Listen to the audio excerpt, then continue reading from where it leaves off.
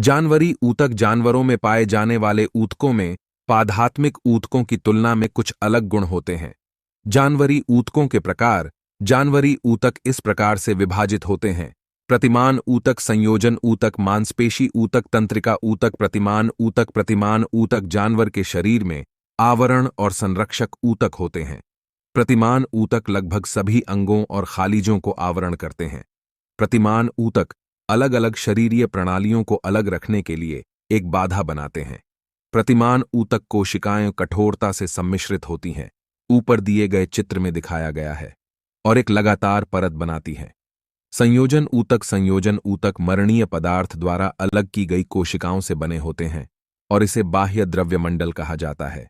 यह मंडल आवश्यकता अनुसार या तो तरल हो सकता है या कठोर हो सकता है।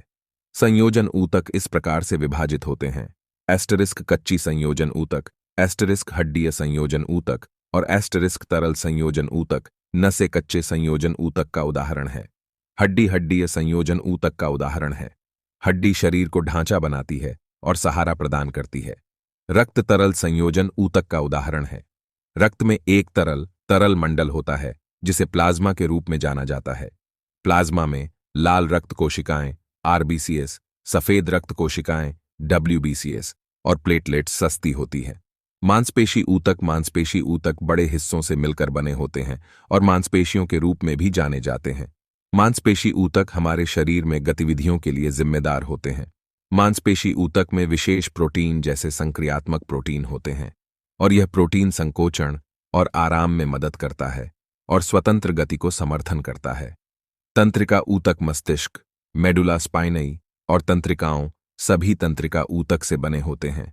तंत्रिका ऊतक की कोशिकाएं प्रेरित की जाने के लिए बहुत विशेष और संवेदनशील होती हैं और फिर जल्दी से एक स्थान से दूसरे स्थान पर प्रेरित करती हैं।